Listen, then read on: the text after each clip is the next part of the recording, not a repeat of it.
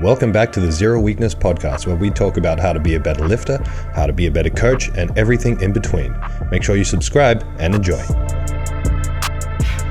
Welcome to the Zero Weakness podcast, season 3. I'm excited. We're excited. How did we survive this long, guys? It's been a journey. That's your go-to line when you don't know what to say. I'm excited. We're excited. I'm just excited all the time. Why are you speaking on behalf of us? Yeah, don't I've speak been here for me. since season 1. OG. You're the OG. I've done 1 episode per season. Have you? Yep. He's been on twice. Oh, wow. Third time's a charm. They might have both been in the same season. They were both terrible.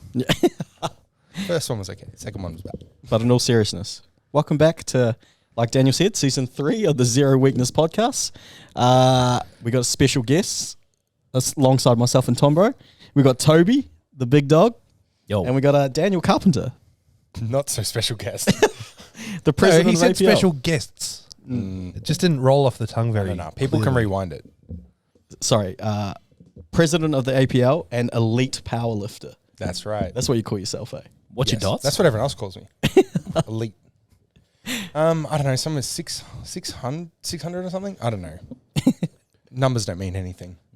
Arbitrary measure of resistance. That's right. You might have put female into the calculator when you did that. Just double check. Oh, yeah. Probably. I've done that at comps where I've been like, something's wrong with the dots here. Then you work out that either the person's been entered wrong on the screen as like a female or a male, Yeah. where the dots is like way too high or way too low, or you're like trying to calculate and you're like, what? That's wrong. Yeah, I went to a comp recently, and then like half the people that were entered were all entered. I'm watching the dots. I'm like, what the? These are outrageously high. And then I like looked into it. I was like, there's no way. And then like half the people had been entered in the wrong gender. Yeah. So the dots are all like stuffed. It's because on open lifter, when you press the next lifter, it just puts it in as whatever the previous lifter was. Oh, right. And so it's just easy when you got 5 million people to enter to overlook it. All right, what have you guys been up to? Welcome back. It's the new year. Yeah, Happy New Year's. Yeah, Happy New Year, everybody. What have I been up to? Yeah, Toby. Just on holidays at the minute. It's been so good. I got till the 15th off, which is wild. Got 3 What? weeks off. That's tell me about ridiculous, it. You know, eh? working hard, hardly working kind of stuff. Like your whole organization has until the 15th off? Yes. So my last day was the Thursday before Christmas, the 21st or something like that. You're going to come back to work and your company's bankrupt, eh? I've been sleeping till 8:30. Like, you know, I don't know how they're doing it. All these unemployed people. Man, I love it. So good. Living the dream. Might just get on Centrelink. See how we go. No, just Christmas was good, nice and quiet. That was cool. New Year was cool. Went to Wildlands. That was amazing. Nice, nice. Went and had a boogie with some friends. So that was cool. Very nice. Very grateful for my friends, actually. Oh, Very grateful for my inner circle of friends. Nice segue into the gratefulness. see, Toby actually listens to the podcast. Yeah, but you can't segue when no one else has answered the question yet. Oh, I'm sorry. Now you've just dominated the whole thing. Oh, well, we'll come back to me. We'll come back to me then. This What's is what- everyone else been up to? This is what happens when you give Toby a mic. He's just like, yep, time to shine, baby. He is good on a mic. That's right. Don't mind a talk stick. Talk stick. Just Daniel, checking his pre-recorded notes. He's like, how was your Christmas, Daniel? yeah, it was sick. I hung out with Toby and Rochelle. Nice. Christmas was good. We trained that morning. I stuffed my back really bad and I couldn't walk for a bit. But that was cool because I pushed through and kept training the rest of my session. And then it felt good the next day. Well, it got better and better over the course of the week. And now we're back to business. What were you doing? Deadlifting? Yeah, stiff leg deadlifting. Oh. And it was just too heavy. I was just like, oi, we should go real heavy. Well, it was mildly heavy. But I was like, we should go real heavy to see what we can do. And then after the 3rd rep, I was like, oh, fuck this. What was Stuffed it? my back. Watches trained by JP once. Yeah, well, watch Every train by day. JP all the time. He's so thick. He's like so big. Thickness goals. Yeah. Yeah, what weight was it? 230?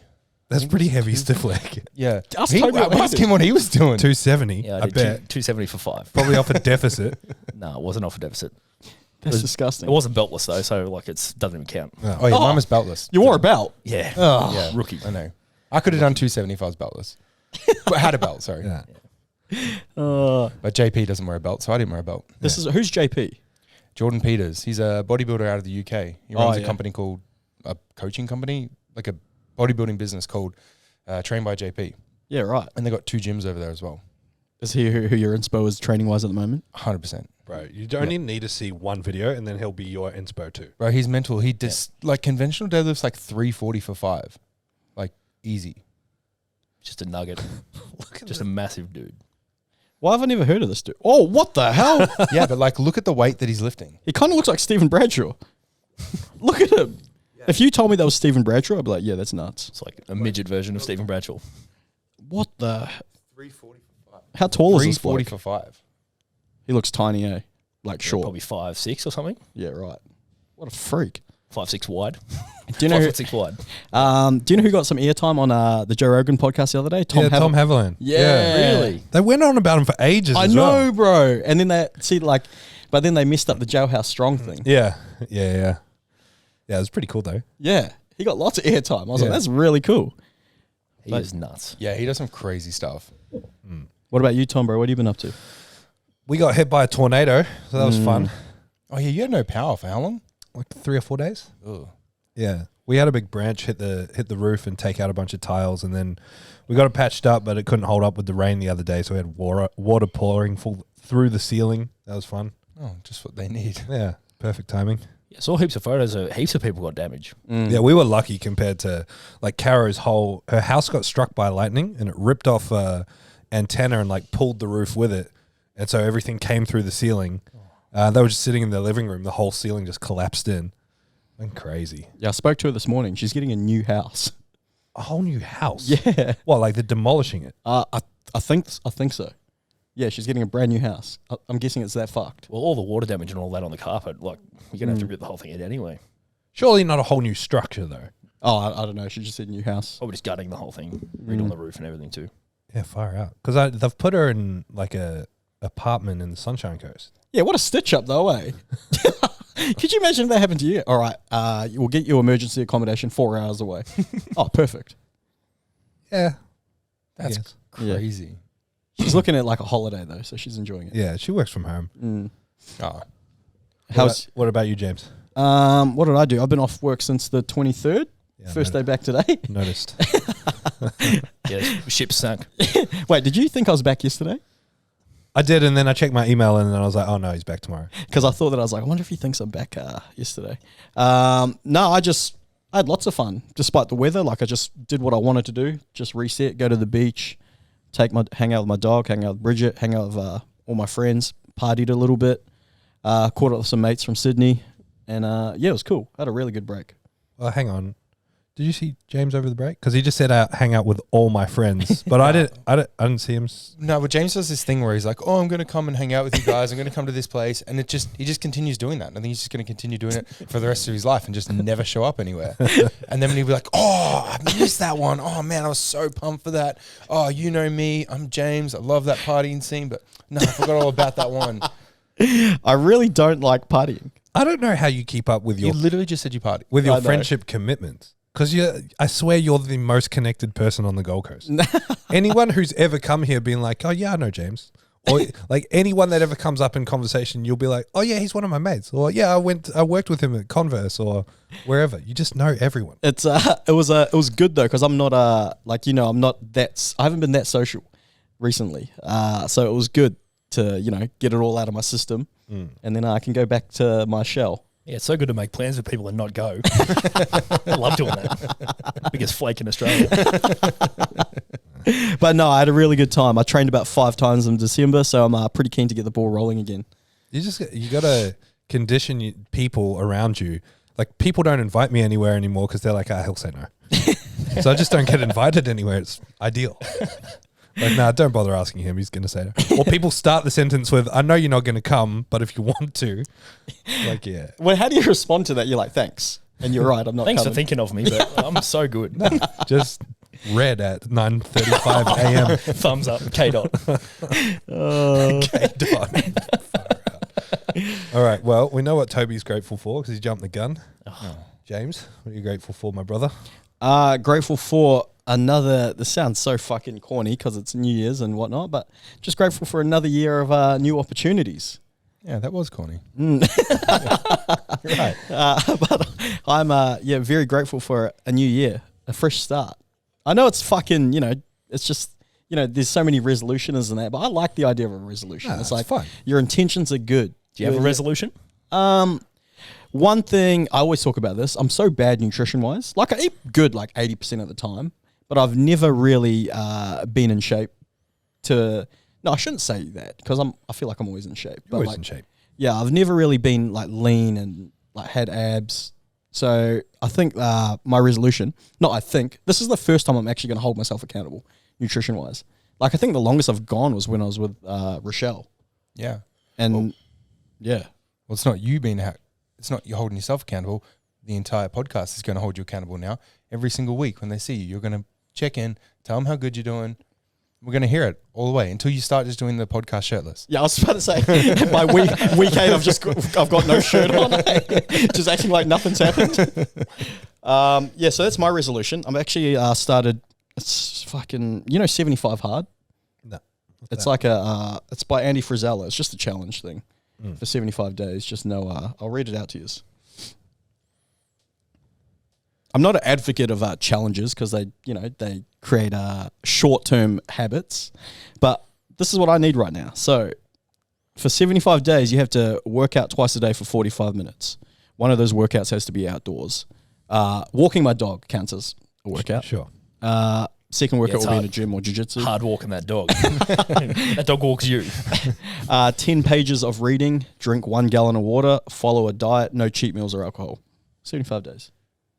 So, Smoke show. Easy as. Well, not for me, brother. Are you going to do all of them? What's that? Are you going to do all of Yep. them? How are you going to keep up with your lifestyle, like partying and all that? With no alcohol. Like, how are you going to do it?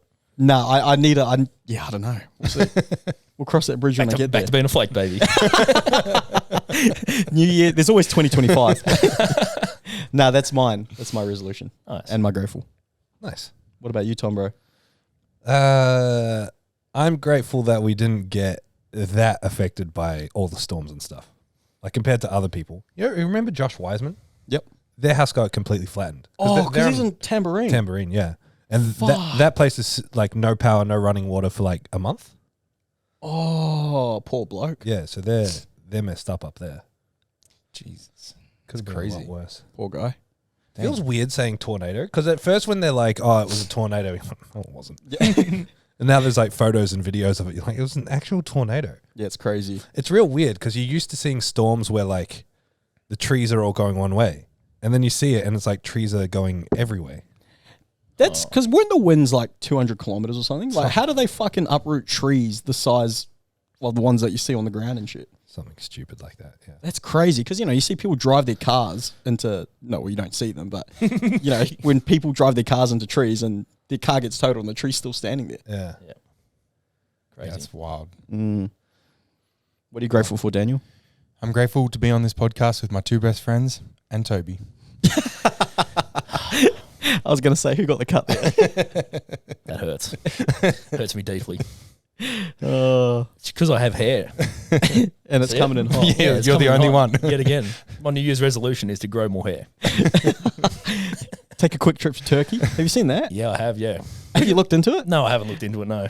Actually, one of the guys I work with, he's like, does all the sheeting and that for us. He's like a Bosnian dude. And he's like, we should go to Turkey and like get hair transplant. I was like, bro, I got hair. He's like, no, you don't. Yeah, well, you speak for yourself, mate. Yeah. He's like, we've got the same thing, this thing. And I was like, I don't know what you're talking about, man. I got so much hair. It's funny when people were like, how he just included you into. Yeah. Someone at jiu-jitsu did that to me. He's like, bro, us chubbier fellas. I was like, What are you talking about, bro? yeah. I was like, excuse me?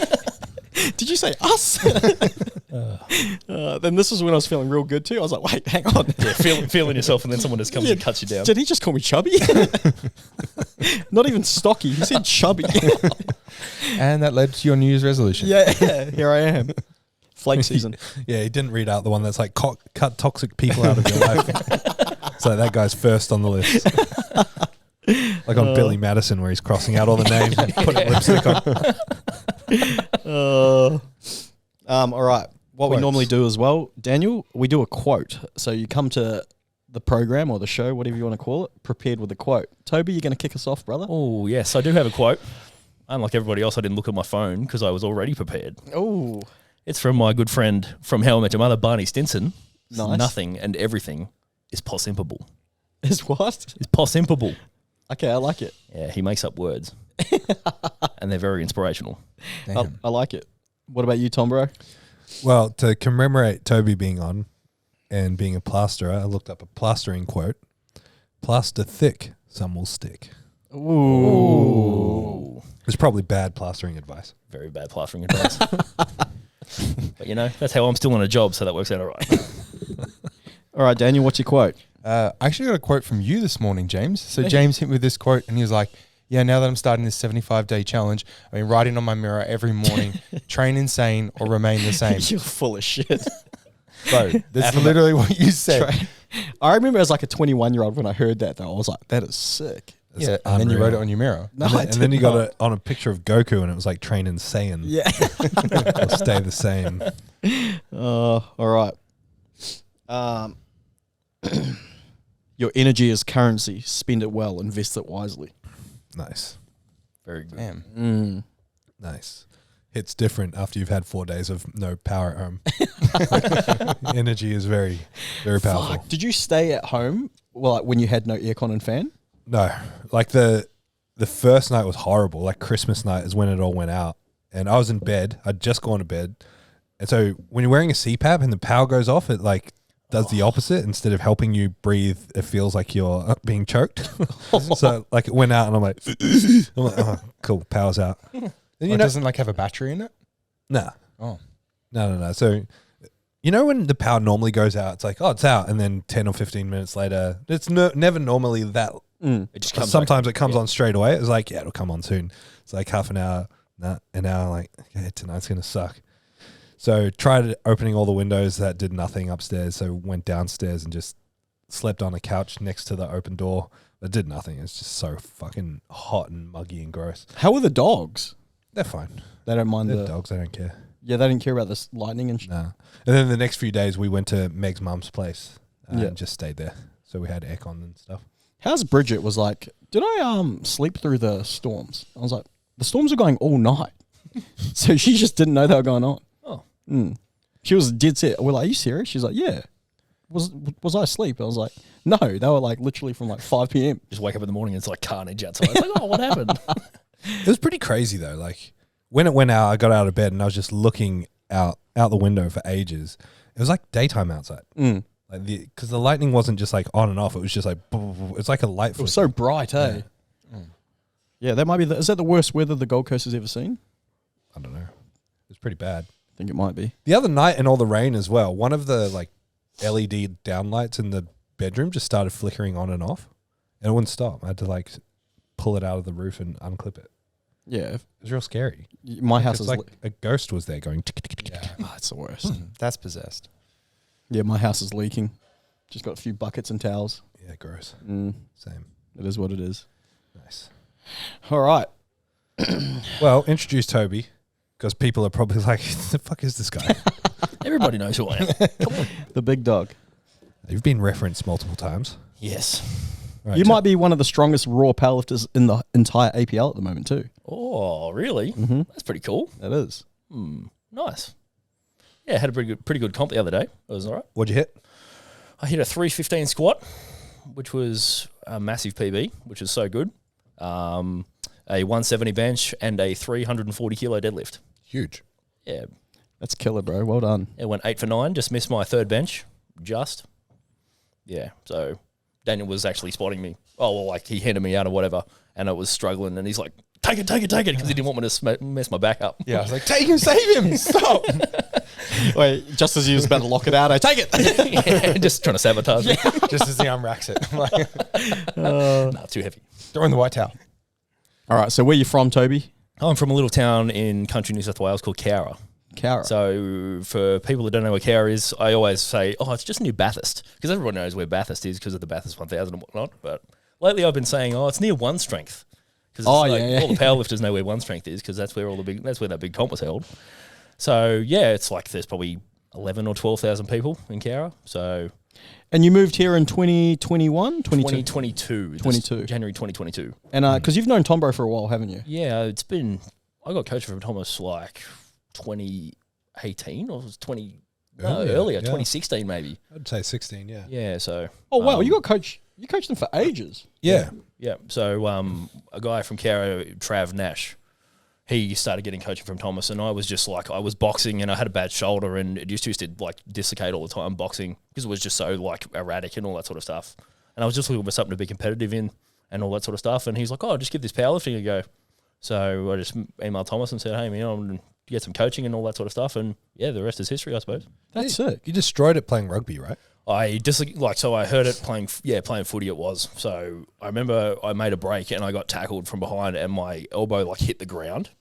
And it like jarred it and all that. And the coach was like, oh, no, you'll be right, whatever. That's like, you should be sweet. And then like kept playing. And I remember I made another break because I'm a gun. I made another break and stepped on the inside and then like threw my shoulder up to like stabilize myself and it like dislocated. And I was like running like this, ended up scoring a try and like put the ball down with one hand and the coach was like, oh, you don't put the ball down with one hand and whatever, what's going on here? And then like turns out my shoulder was dislocated. What position did you play? I crossed between lock and second row. Yeah, so on the edge, big mobile boy on the edge, hitting the holes and whatnot. Running those courage lines? Yeah, pretty much. Nice. Trying to axe people. So that was cool. Yeah. I want to find an old video of Toby's squat so you can see how fucked his shoulder was. Yeah, it was like... It used to like sit like real weird and high and... So I couldn't like retract. I couldn't like retract my shoulder blade at all. So it used to just sit forward and then my arm was back like this. So then my wrist was really like... but it was only one side. Yeah. So then the other side looked all right, but then this side was like cooked. Was your arm so sore on that side? No, because I just used to wear wrist wraps and it was like, Yeah, right. Yeah. My messenger's not working properly. But yeah, it just was like, it was so bad. Yeah. So I actually came up here, Michael Hubert, I came up to see Thomas. Yeah. Met Thomas for the first time and yeah, Goobs just did some dry needling and all that sort of stuff, which I never had before, gave me some exercises and then just worked really hard at it and yeah, no, I squat fine. Yeah, nice. So you moved up to Queensland to train at Zero, Pretty much. So I wanted to move away from Cowra because, like, a small town, there's not much going on. And if I didn't want to move to Canberra or something like that because I wanted to just get coached by Zero, and I didn't want to like move to Canberra, pay rent in Canberra, and then still pay for coaching. So I was like, fuck it, I'll just move up here. And yeah, just ended up finding a job pretty easy. So I actually went to Darwin for a plastering thing. It was like a plastering apprentice challenge. So 2 people from each state, we went up to Darwin and competed in this plastering challenge. I had to make a crocodile out of plasterboard. So you're a competitive plasterer as well. Wait, hold the phone. Do you have a photo of this crocodile? I have a photo. My phone's downstairs. But yes, I do have a photo of this crocodile. It's pretty hectic. Have you seen it, Daniel? I have. And it's not like... It's not it's a cartoon. It's definitely a cartoon crocodile. It's not like real scaly and shit. Yeah. It's not like a lifelike crocodile. Okay. No, so they just made it and they painted it up and made menu boards for cafes and all that sort of stuff. Yeah. So yeah, I went up there and then they had like a bit of a conference as well. Wait, is it 3D or is it just like you cut it the shape of a crocodile? So it's 3D, but it's like a side view. So like the crocodile goes around like that, and then we had to like sheet around the inside of it all and all that like sort of stuff. the outline of a crocodile. Yeah. Like an outline of a crocodile standing up. Yeah. Right. Yeah. Okay. So that was cool. So then I met my boss there. So there was like a plastering award ceremony, and they did like all this fancy plaster work. And I just went up to him and said, "Hey man, I'm Toby. Nice to meet you, and like love your work and all that sort of stuff." He's like, "Oh, if you're ever in Brisbane, just come and like." We'll give you a job. And then that was like that was in around the same time I started getting coaching. It was in 2015 or something like that. Oh, wow. Yeah, so then I ended up finding his, just found his number or something like that and just rang up and got a job. And then I still work there now. Did he remember you? Yes. Were you like, hey, I'm the crocodile guy? No, I was just like, hey, I'm Toby. I met you in Darwin. He's like, oh yeah, I remember you. There you go. He was probably lying. I wasn't that memorable. So talk us through, and so what's your involvement now in Zero? So I do a little bit of coaching, but pretty much I'm just like the Southside resident funny man, I would say. Just come in and just say hey to everybody, just talk smack, train. That's it. Yeah, solid. So, yeah, that's pretty much it. That's cool. Nice. Tell us about your weight journey. Man, I was a big dog at one stage. I was one big boy. So I was just like, I'm not even gonna lie. I thought I was the fucking man. You said that. You thought you looked good. I was like, man, I'm killing it. So I remember I did my first comp. I did a novice comp at Warrior Performance in Sydney, and I was 110.4, I think. And then 4 months later, I was 122, and then I was still around 122 for a little bit, and then I reckon I had a week off from work and I reckon I gained 5 kilos in it. I'm doing nothing. And then I did a couple of comps at 136. I was. Your boy watched one too many West Side video. One too many West Side videos because, like, weight moves weight, baby. You know how it is. I remember like you came on board with nutrition with me, and I think you were high 110s, like as in like 117 or 120 or so. And we got back down to 110. You're like, yeah, I'm good now. Yeah. And then you stopped nutrition, and then you came back for nutrition ages later. And I think you stopped coaching for a little while, like had a little break or something. Yeah. You came back for coaching and nutrition, and you sent through all the info, and it was like 130. And I'm like, is this a typo? Like 113?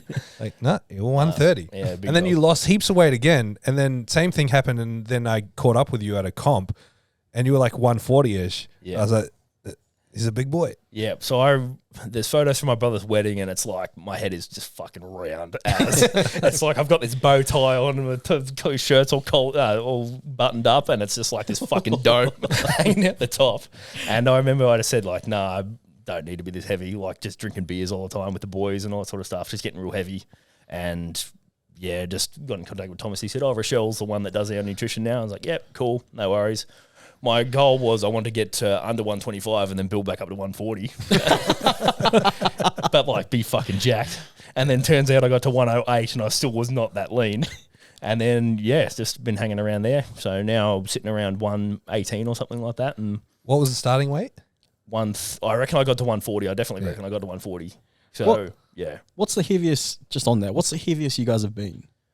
I reckon that was probably the heaviest, 140, I reckon. Because I competed at 136 and then a couple of weeks later I was like starting nutrition. And I reckon I definitely got to 140. Yeah, right. So What about you, Tom, bro? Like 124. As an 124. adult, I was like 122 when I was like 13. Mm-hmm. When were you 124 as an adult?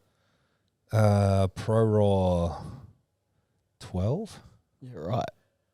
Something like that. What about you, Daniel?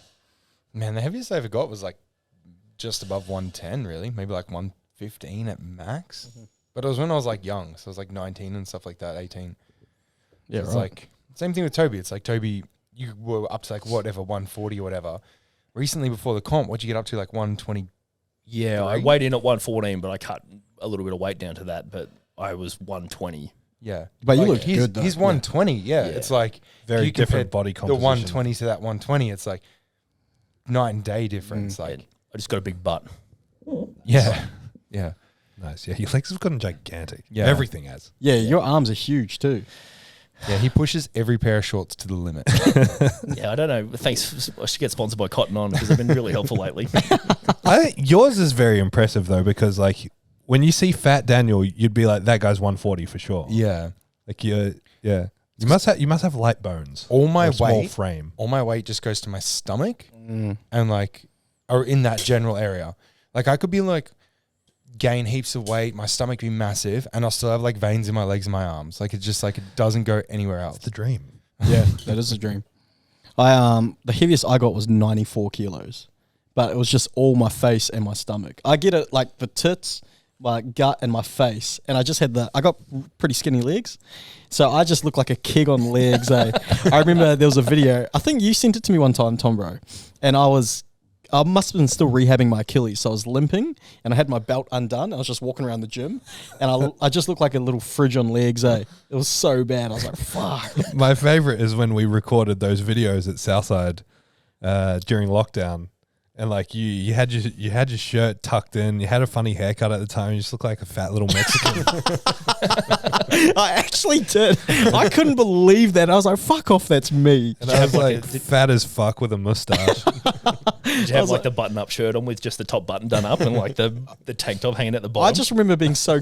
I remember when Tom Bro sent it to me, I was so gutted. I was like, fuck off. I actually looked like that.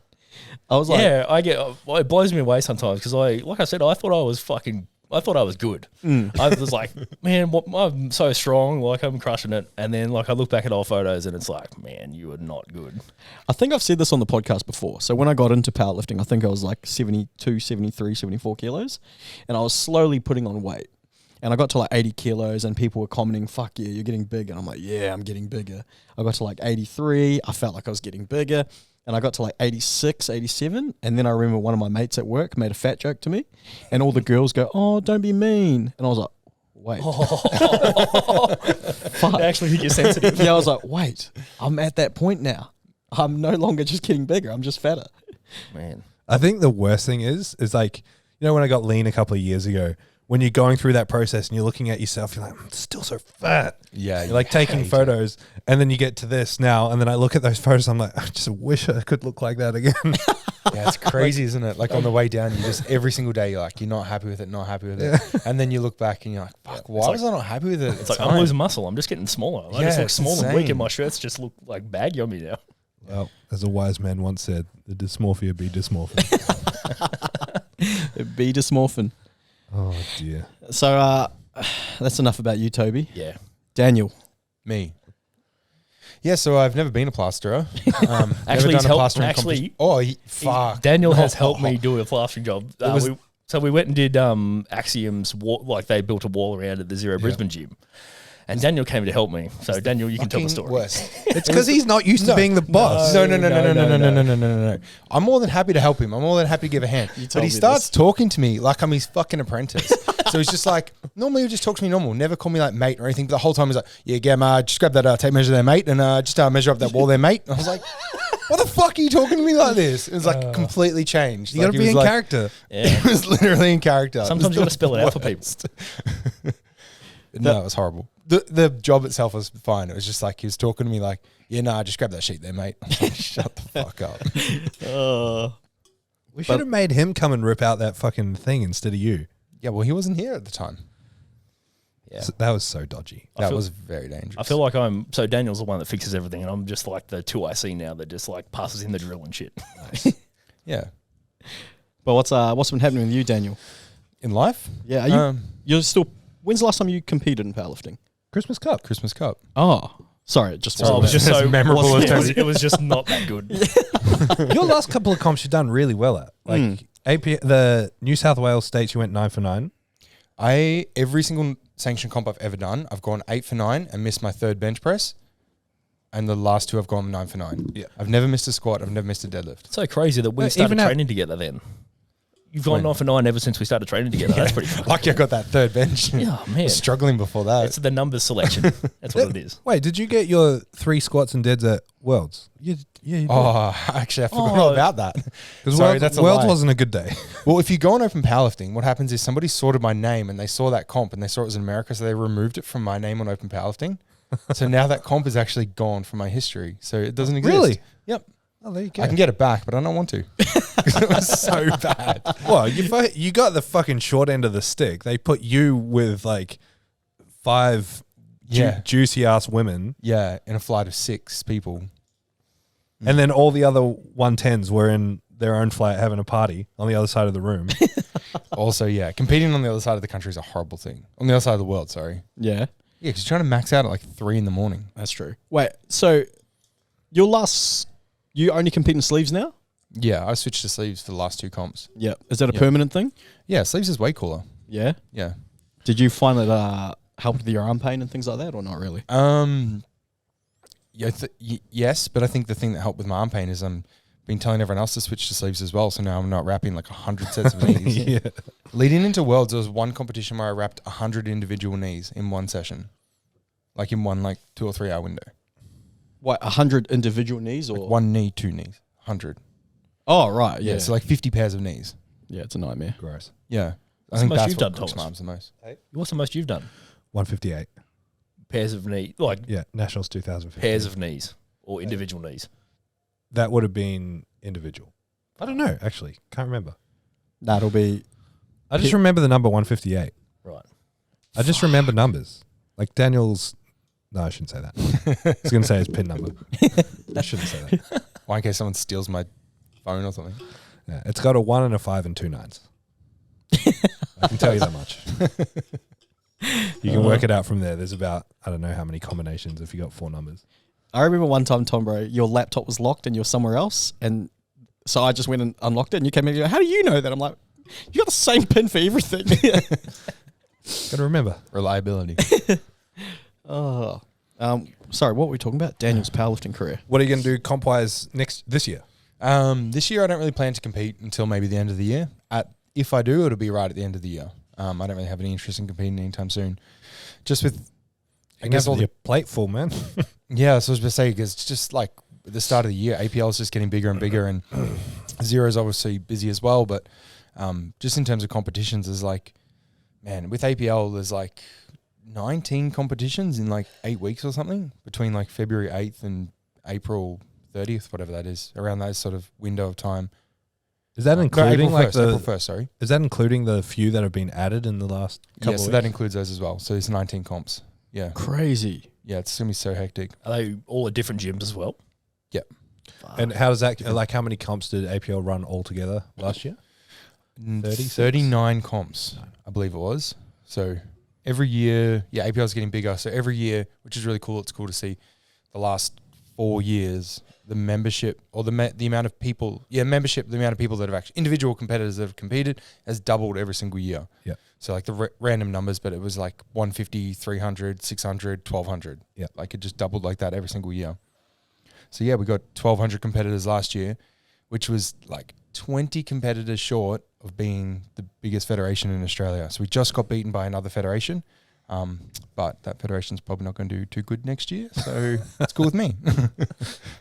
Yeah, I don't think they'll crack more than 100. We'll see. I was going to say, I wanted to see, I thought there was a post where you crunched some numbers. Oh, there is. Yes, at the last page of that post. Yeah, wow.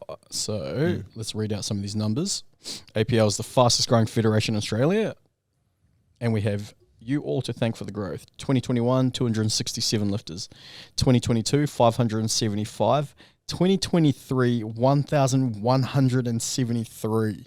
That's competitors, so that's from open powerlifting. On the actual membership, there's like 1,200 or 1,300? Yeah, so there's more competitors. I think it says it in there too. So it's like, and then there's people that have competed multiple times. So if you, all of those, like people that have actually competed, I think it's like 1,600. Yes. Or just shy of that. Yeah, 1,648. Oh, just a little bit over that. Yeah. What's crazy is 171 masters lifters. That's cool. How did you work that out?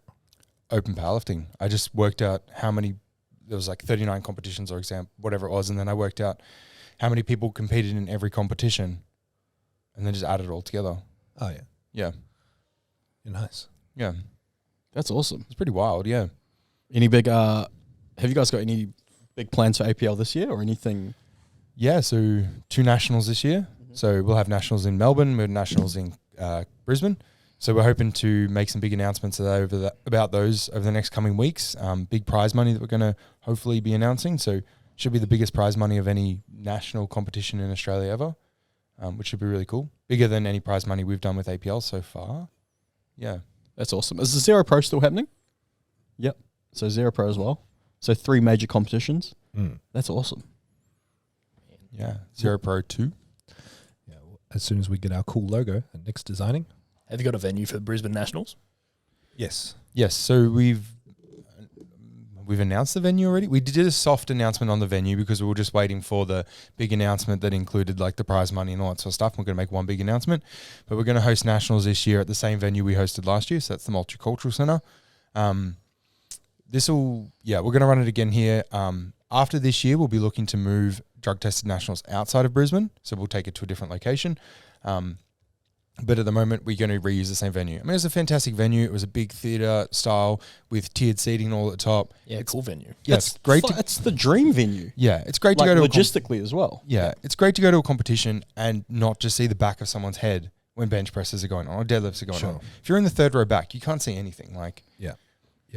And the smoke machine. smoke machine. Yeah, That was hectic. Blue minds. yeah. The only major downside to that venue is just like the warm up space that we have, For sure. which we've made work. And Daniel's innovation with the platform for the Zero Pro definitely made it better.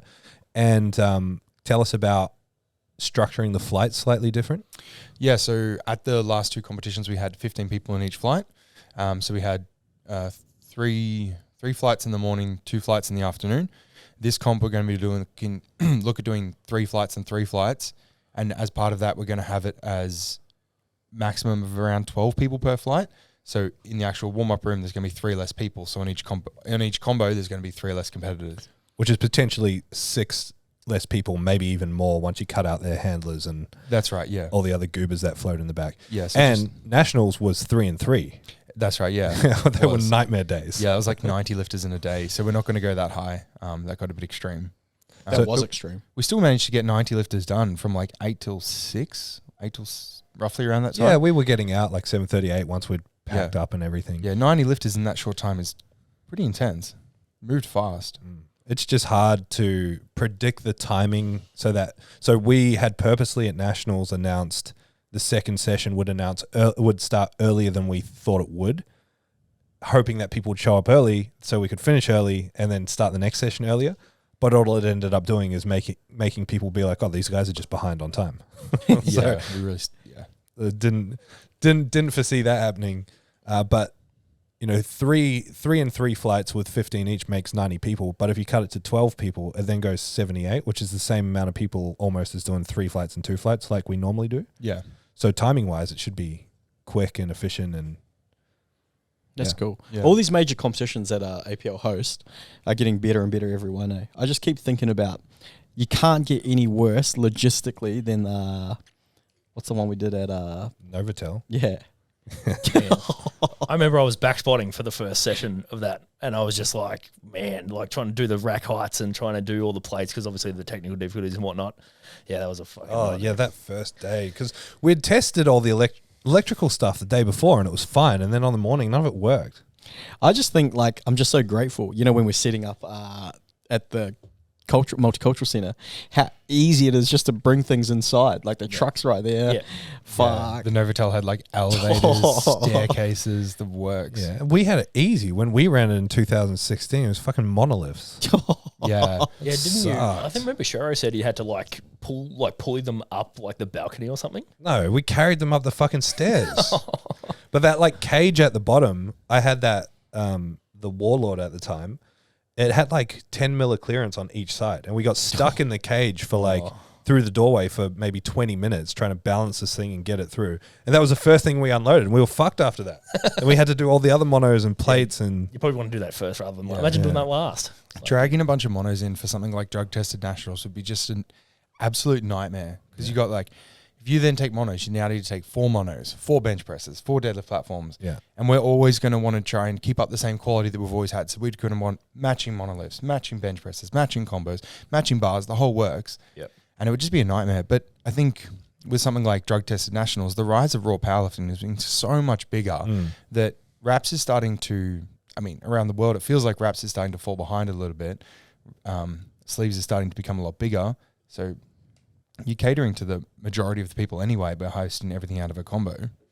Yeah. Are there many people who still solely compete in raps? there's plenty. But things like how APL's been run here is making the sport explode. And the majority of new people coming in, drug tested, walked out, and sleeves.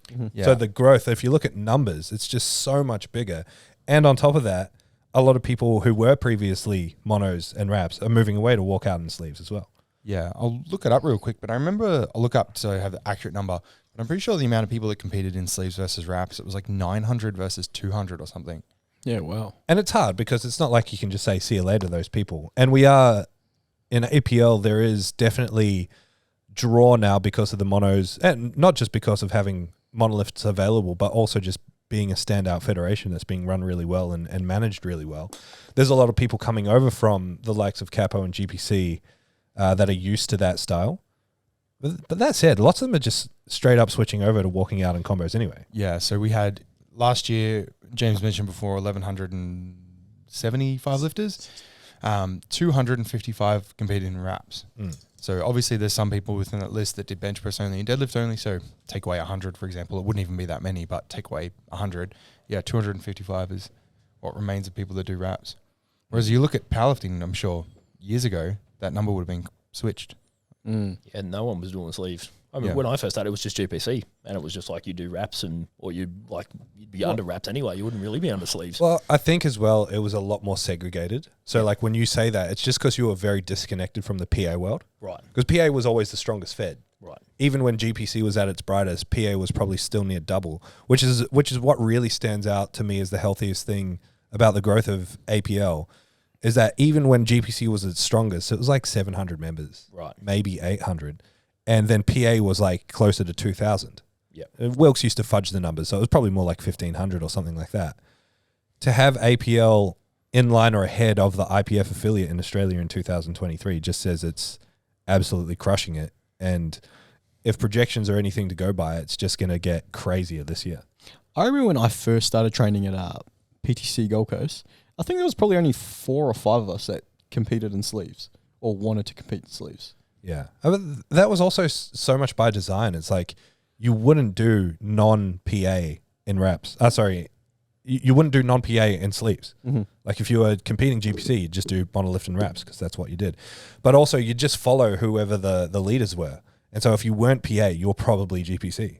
And so I was GPC because I couldn't be PA because it like just segregated my business. Plus Wilkes hated me. And so most people in the gym were just doing reps, monos, and that's the case across the country. You're either one or the other. Now there's a lot more like uniformity, or that's not the right word, togetherness, I guess. Like people are accepting of other federations and everything like that. But then again, APL stands out because it allows you to do whatever you choose to do. Catering for everyone definitely helps. But I think, and another thing too that I think is helping with sleeves on the rise is the new technology of sleeves is outrageous. Yeah. Not just that, and then you look at all these massive lifters that are doing crazy things in America. Who's the best male lifter in the world? John Hack. What's he rated number 1? He competes in sleeves, never competes in wraps. Yeah. You know, you're seeing someone like that do these sort of things, like you're just going to follow that sort of trend. Yeah, well, that's where all the big competitions are in sleeves now. That's where all the money's at over there. Yeah. So if you're a good enough lifter, then why wouldn't you get paid for it? Yeah, that's right. What's his name? Jesus Oliveira? Yeah. Yeah. Wow. Yeah, He he's is a giant.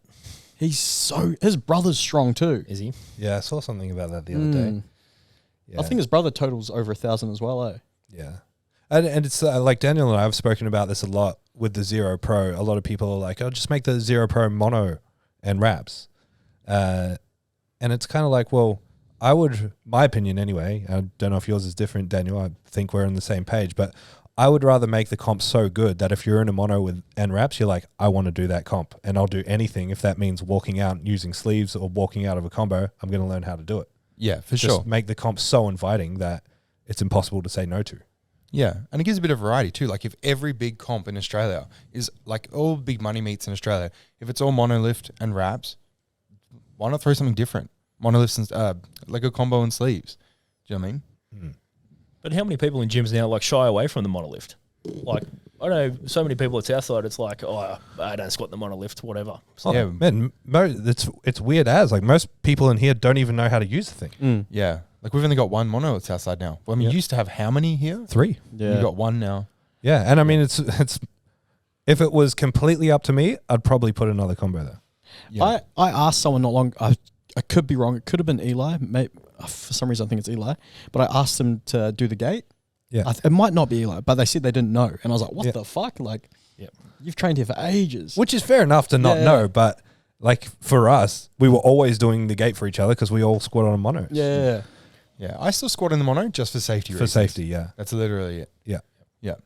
yeah, because so many like I don't know, just like you have a couple of side spotters, but like you're squatting 250 plus kilos. Like what are the side spotters going to do? Yeah. Really? I go RPE 10 every week, baby. I'm going to fail. There's a 50% Especially chance. when you're squatting so deep like Daniel does. Yeah. It's like, man, Yeah. I mean, I could use the combo, like just hit the safety. President deep. Yeah. After Steve's accident, do you get a bit funny about squatting?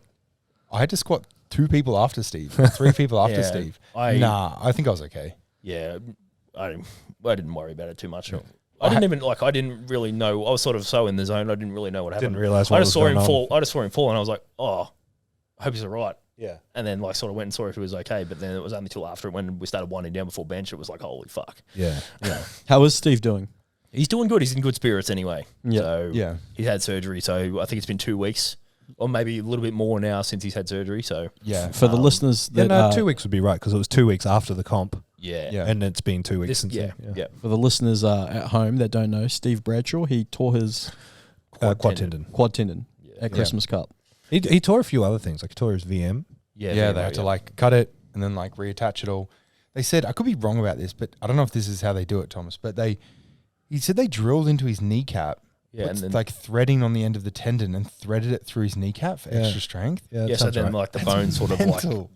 grafts heals around Yeah. it. Yeah. Yeah. Yeah. And technically, it should be stronger than before. Yeah. Yeah. Yeah, but he's in good spirits and all that. He's actually going to Fiji, Yeah. which is going to be crazy. I thought he went there for Christmas or something. No, he's going there in about a week or so. I've been trying to coach him into coming back into the gym, but he said if he comes back into the gym and injures himself, his wife is so lovely, but she'll break my legs if he gets injured again. She'll dock So him. you're not going to take that risk. Yeah, far out. All right. Well, back to APL stuff then. Shit, what was I going to say? Can't remember. I was going to mention the growth as well of juniors and masters. I know, like, we get asked a lot here about juniors and masters and nationals and whether or not there's going to be separate nationals eventually for them. Yeah. So, we've gotten to a point where we have no choice but to have a separate masters or nationals. Like, with 1,200 competitors, everybody, it's hard because everybody I'm speaking to that's competed or competing is like, I'm competing to do nationals. I've competed to do nationals. I just needed to qualify for nationals.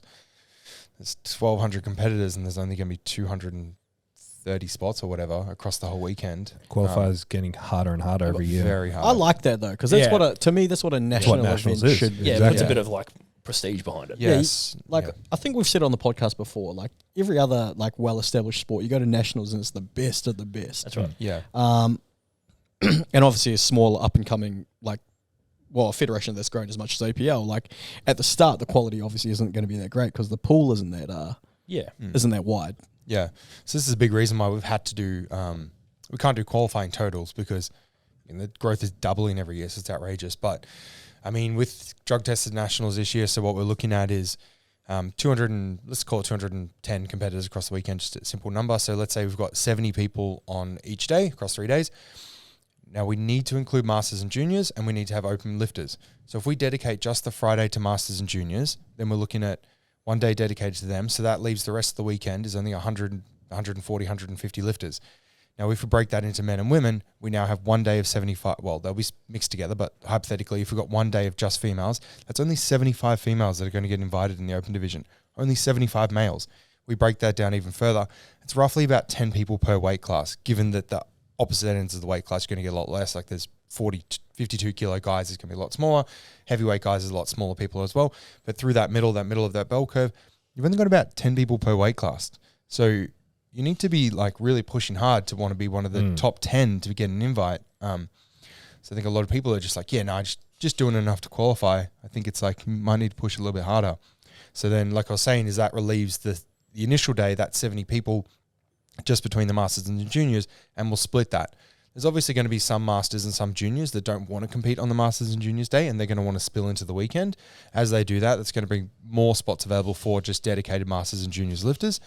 But given all that information, like that's not a lot of spots for not a lot of people. Next year, we want to have it as, we want to get 15 per weight class.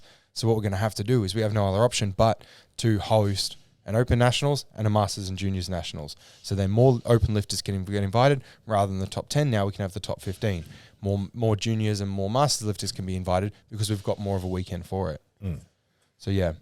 Yeah. And it's when you say no the other option, I mean, that's fantastic. Like it's so cool that it's at the point. I mean, it's harder for you because you have to then coordinate more big comps, but it's exciting for all the people doing it.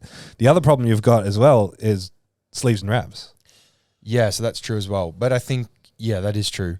But what I did notice when I was looking at the totals and when I'm looking at the amount of people that are competing, if you've got the top 10, for example, the top 5, they're not guaranteed to be wrap lifters. Yeah. A lot of them are sleeve lifters. Yeah. So it's like if you're number 10th and you're the wrap lifter and number 11 is a raw lifter and their total's pretty much the same as yours, they're probably going to overtake you that little bit. But I think the worrying about how many sleeves and how many wrap lifters do we need to invite, I think it'll be a lot easier just because so many more people are in wraps and sleeves, and all the stronger lifters seem to be in sleeves. Do you think 2025, the drug-tested nationals, like open nationals, drug-tested open nationals, so not juniors, masters, is likely to be 100% sleeved event? I don't know, because then we talked about doing a raw nationals. I think it'd be really cool. But then it gives that space of like where we are a federation that's open to everyone to compete. Where do the sleeve where people do where do the wrap people compete? We need to give them a space to compete.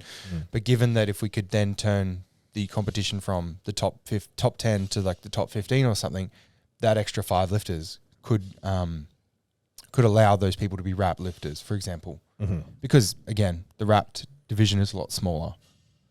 So. Do you, I mean, these are hard questions that I know we haven't even spoken about, but what about then distribution of prize money? Does it then seem, would it be more fair if you've got more sleeve lifters to distribute more prize money to the sleeve division and the wraps division? So actually, this is what's going to happen at this year's nationals. I think that if we let's say we're going to give away $15,000, I would like to see. I believe more money, because you can't just pull the wrap lifters and the raw lifters together. No. Let's say we're going to give away $3,000 for first place. I'd like to see more money go to the raw lifter, and then a lot less money go to the wrap lifter. But if we announce this next week and people know about it now, these lifters have 6 months to change their mind. If they want to chase the money and they really want to go after it, switch to sleeves. Yeah. But it's not fair to be giving so much more money to a division that is just so much smaller. But I have a question that I've been wondering, and I wonder what you guys think about this. Let's say, for example, we had $15,000 to give away. Would you rather see a massive chunk for first place and nothing for second and third? Or would you rather see a smaller division between first, second, and third? So like what we're just talking about, wraps and sleeves. Let's say we've got, we'll ignore Masters and Juniors for a minute. Let's say you've got, do you do first, second, and third raw, first, second, and third wraps? And that's going to then be distributed over male and female as well. So $15,000 is going to whittle down a lot more. Yeah. Or do you do first place raw, first place wraps, male and female, obviously, and distribute the money that way? So you're going home with, say, $4,000 as a first place raw lifter. I like it where first, second, and third get prize money For raw and wraps? Yes, I just like that because this is how I've worked it out in my head. It just drives more competition because I feel like people won't be fighting for second and third place when it's only first place. Like there's no besides a number being next to your name and on open powerlifting, whatever. There's no real merit to it. Yeah. So like I feel like because we saw some really cool battles. We've seen lots of really cool battles at comps that we've been at where people have been battling it out for third place. Yep. We saw at the Zero Pro, like Josh Takur and Darwin and they're battling out for third place. We even saw at Nationals or Worlds last year and the Masters. Yep. David doing fourth deadlifts and stuff. Going for third. These guys have gone for third place, and that drove competition. And I get it. You could argue that it's going to drive competition. Everyone's going to gun for that first place, but I feel like so far at the moment, like with who we've seen come through the federation, first place is quite a wee way away for some people. Yep. Do you know what I mean? Like I feel like Tom Hardy, he's too far ahead for some people. Some people, when they know they're versing Tom Hardy, they're not trying to beat him. They just want to come second or third. I don't know. That's what I think. What do you think, Toby? Yeah, I think it just drives the same thing. It just drives the competition. Like you see people going for third deadlifts to try and get third place because they want to win some money. Whereas like it'll probably still happen, but it gives more of an incentive for people to make a bigger jump and go for a bigger risk if there's if there's money to be had. I definitely agree that the prize money for wrap should be lower than sleeves. I think it should be done based on like percentages of numbers, for sure. Like if there's a far greater percentage of people fighting it out for the sleeves, that should be reflected in the money that's coming in. A little bit on the fence about the first, second, third thing. I think definitely in the sleeves, I'd prefer first, second, third. But if we look at, say, for example, last year, I know you said forget Masters and Juniors for a sec, but Masters and Juniors is like overall Masters, overall Juniors. If wraps is that small, because I actually do think it's going to go in the other direction. I think it will get smaller and smaller.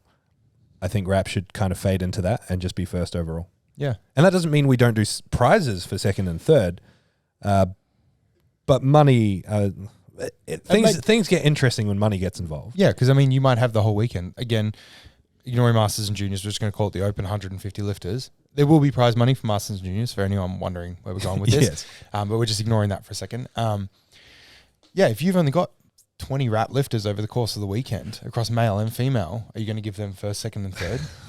Like that's that's 6 out of what, 20 people? Yeah, that's Just right. Your money just for turning up? And then it's like what do you get? Like $100 for first place. And Just you to put it up, you know? Like a comparison at the moment, it's going on forever. But the WNBA, they're always I'm not trying to say complaining, but they're always talking about equality and not getting paid as much as the NBA players.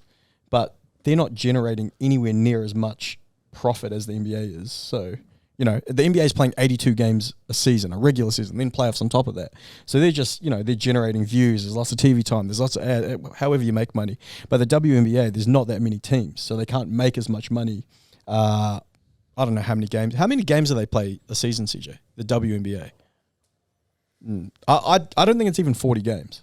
So yeah, I don't know. It's maybe that's like similar kind of thing with the wraps versus sleeves. I don't know. Does that make sense? Like it's not generating enough Interest. Yeah, for it to warrant. Nah, But I mean, like, yeah. No. I get what you're saying 100%. But I hope that people listening to this highlights the fact of how difficult Daniel's job is. Yeah. Because not only is it taking into all the logical factors, but also thinking of the emotions of the lifters and how can you satisfy people, because people make noise.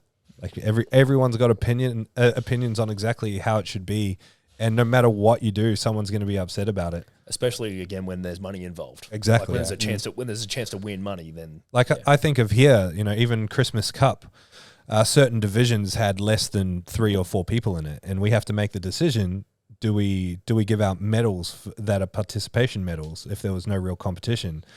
And it can be hard sometimes because there are decisions that you make as a meet director where you're like, okay, well, I'm not gonna, I've got a competition with 25 people. I'm not going to do weight classes. That doesn't make sense. I'll do overall. Well, then do you do overall if you got drug tested and non-tested, sleeves and wraps out of that 20 people? Or do you just go overall? Which is an unfair comparison, but it's also like a local competition.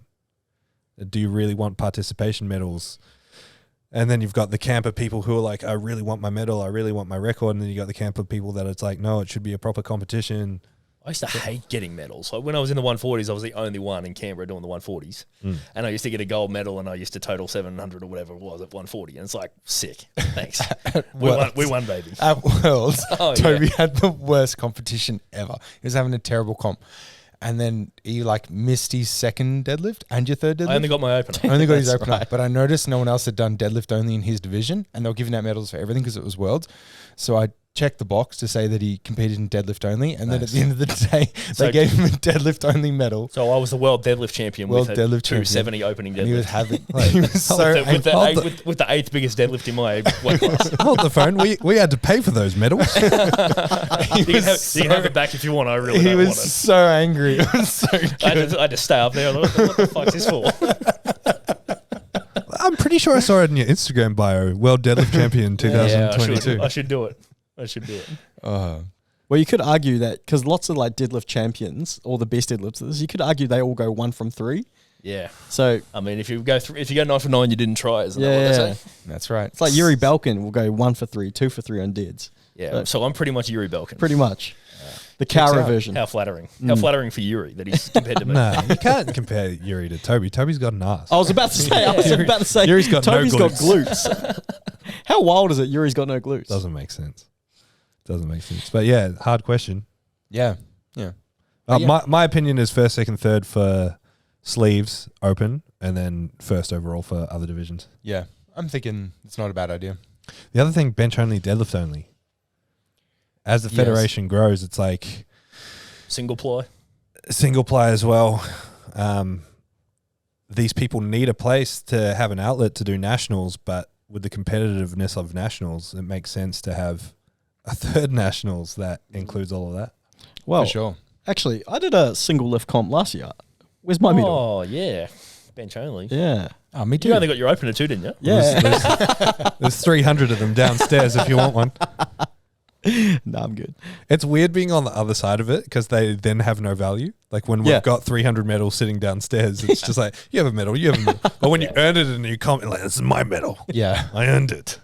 Yeah, like I got given a medal at the last comp at Christmas Cup, and I was like, oh, wow, I've won this medal. Meanwhile, I've got literally 1,700 back in storage. I think that with the trophies. But it does mean a lot more. Yeah, it does. Like, I think that with the trophies, when people get the trophies and they're like real pumped to get them, I'm like, I went and picked them up a week ago. Like, you know, they mean, I guess that's what it is though. They all mean nothing. Yeah, well, I have my nationals medal at home on the bench somewhere, but like that means something to me that I have that one medal there. I have about 30 more of the exact same medal at the gym, but that one medal that I got given, that one at home, that actually means more to me. I used to write my numbers and my total on the back of the medals as well. Yeah, as like a bit of a memory with the date on it. And then I started going shit at comps and then I stopped doing it. I'll get my mum to send me a photo. Every now and again, my mum will like send me photos or send me a video of all my medals as a kid. Oh, yeah. So she collected all my trophies, all my medals. Yep. And there's so many of them. And it's a cool photo. Under 10's best and fairest. Literally, some of them are from like under 7s. Yeah, so good. Yep. I've still got all mine from it because I didn't win anything as a kid. I had my certificates and medals are like first place speech competition. That's sick. Oh, Legit. But like I've still got my first PA medal out there. It's hanging over the balcony thing. Mum sent me a photo the other day of my old like green headgear that I used to wear playing footy and like my old shoulder pads and like and shit like that. Bro, I used to run the shoulder pads. I had cream headgear and I had the gloves. Yeah. Yeah, that's it. I found the shoulders. That's what his shoulders used to look like. Holy. Whoa. How cooked is that? Young Toby. Young Toby. How old are you, Toby? That was when it was improved. Oh, Yeah. big improvements. I used to love seeing your videos of you and your homemade monolift. Oh man, that was actually Thomas's idea. Oh, the ghetto mono. So I was going to buy. My brother actually owns a gym in Cowra, and he just has like a Force USA power rack or whatever. And I was going to buy the monolift attachments that you can get with them. And Thomas was like, fuck that, just like push the rack forward. I was like, oh, can you do that? He's like, yeah, it's pretty ghetto, but you make it work. So I just used to pick it up, and my brother Sam used to come and help me out, and he used to just tip the rack forward. We used to put some death metal music on, and on a Sunday morning I used to squat. Man, it was so cool. Just tip the rack forward, and then I'd squat, and then he'd like tip it back. So does your brother, does he powerlift as well? No, so actually Sam's done a novice comp. I've got three older brothers. Sam's done a novice comp in Canberra. He did one. He didn't go too bad. But everyone lifts weights, and like my brother Ryan actually owns a gym. So when you say, you've mentioned Canberra a few times, is Canberra like the nearest major? Like yeah, so Canberra was 2.5 hours away. So that was just the easiest place. I used to compete at Burleigh down there. It was just the easiest place to go because I could travel 4 hours and compete in Sydney. But it was like Canberra was like I could just drive there in the morning and then drive home. Yeah. If I really wanted to. So I used to stay the night sometimes. So yeah. Yeah, right. Yeah, we used to have to do the ghetto mono thing at comps all around the place. Even at some worlds. Like you'd go to worlds and they have power racks in the warm-ups. Maybe like one mono. And they'd be tilting them in the warm-up rooms at competitions. For GPC. Yeah. Isn't that mental, the barrier of entry's changed? Yeah, the first worlds I ever went to, we warmed up on a squat bar for deadlifts. Oh, whoa. I was just trying to register what just happened then. Yeah. Because there was one deadlift bar in the warm-up room and there was like Russians and stuff and like we were benching. One of us put the bar back and these 3 Russian guys came up, took all the plates off and just started benching. Just were like, we're here now. Okay, cool. We'll go find another bench. And so there was one deadlift bar in the warm-up room and it was quite a hostile environment. So we warmed up to almost our last warm-up on a squat bar and then we just managed to sneak in one set on the deadlift bar. And then they had one mono, a broken mono, and then the third rack was one of those like commercial gyms, you know, where it's got like the spotter arms that are like that high and then it slopes and it's got the pins. Oh, yeah. Yeah, it was one of them. So it would like unrack, push the rack forward, do the squat, and then pull it back. Far out. Yeah, it's ghetto as. So I was just thinking of that, like to run. And then people come to our comps, they're like, are there any 1.25s here? Come on. Yeah. That's not even calibrated. That Alico's version 1, not version 2. Yeah. We were just talking about this before. It's like if we're going to host nationals, we need 4 identical monos, 4 identical benches. I'm not using the Alico with the white cap on it. It's crazy because I remember Kieran Hinch went and did a comp somewhere else. Yeah, in Tassie. Yeah, and he was complaining about the equipment. I'm like, bro, you do realize it's like that everywhere. Yeah. Like Zero, you're pretty lucky to train at Zero where we have, we've got multiple combos, multiple power bars, multiple deadlift bars, but not every multiple everything. Yeah, not every gym has that. And Kieran was like, I was like, bro, that's pretty normal to go do that at a comp. Yeah, it really doesn't matter. I mean, if you're in the warm-up room and there's a different bar, or a different rack, or a different cage, you just kind of make it work. Like, at the end of the day, not everything has to be perfect every single time. I think that's where some people get stuck is when it's like they have to do.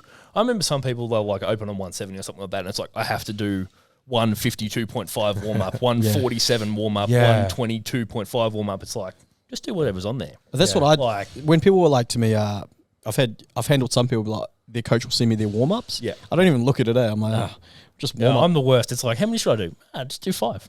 Just do 5. Do 3. That'd be sweet. Yeah, I think people will like over-exaggerate how, your warm-ups don't need to be that close. I think you just do whatever works. Well, lots of powerlifters are so meticulous with everything, like what they wear on certain training days, their equipment, which bench they use, and Yeah. they're a lot easier to rattle on. You'll never catch me wearing a soft suit in the gym. Yeah. Never, ever, ever. Yeah. I think and then when you listen to all these big powerlifters that are doing like crazy numbers and stuff, and you listen to their history and their story, they've got all the same stories. They're like, I was just, walking out my squats from this ghetto rack with this ghetto bar, and I was still squatting 300 at the time and XYZ. And they're like, yeah, now I squat in an Alico combo or a monolift with this proper bar with this proper plates because I'm squatting 400 kilos and there's like $30,000 prize money on the line. Like, it's a big thing, but like coming up, they were just choosing whatever they had. Like, Well, it just makes me think of like the Islanders, like Vargy training in PNG at Dusty's gym. It's like 30 people on a rack, and they just go one at a time from like 40 kilos up to 300, strip the bar, then everyone does the next set. Crazy. They all share knee sleeves as well. Yeah, that's the other thing. Take off a belt each set, pass to the next person, take off the sleeves, pass to the next person, weightlifting shoes, pass to the next person. It's fucking cool. But at the same time, it's like, it's cool that we've created this for people so they can have everything. I was just about to say, but at the same time, I'm very grateful that I can, when I go to the gym at 3 or 4 in the afternoon, there's a combo rack available. Yeah. There's a nice bar available. There's nice plates available. Yep. It's nice to have these things. But if push comes to shove and you get stuck in a pickle, like, you can use what you use, but it's good that we have that opportunity to choose what we want to use. It's a good feeling knowing, Tom Bro and Daniel, you guys have created this problem yourselves. Yes, very much so. How do you supply the population and the members of our facilities amazing equipment to train on? Exactly. Well, hopefully Nationals is going to be decked out with equipment because at the Zero Pro, we ordered all custom equipment, all said Zero and APL, like all the branding and stuff all over it, all brand new, color matching, everything, and it arrived 2 days after the competition. Perfect. Yeah. Rats. The typhoon over in the ocean somewhere that slowed the container down. Oh, yeah, the typhoon. Yeah. Yeah, same old story. All right, well, we better wrap it up. Any last words, boys? Thanks for having me. Thanks for coming. Yeah. It was good. Yeah, it was a good time. Thanks, boys. See you. Bye. Thank you so much for listening to the Zero Podcast. If you want more information, head to our Instagram, Zero_weakness. Hit the link in the bio for all of our services and any information on upcoming workshops and events. Don't forget to leave us a 5-star review so we can have a broader reach and answer more people's questions. Thank you once more.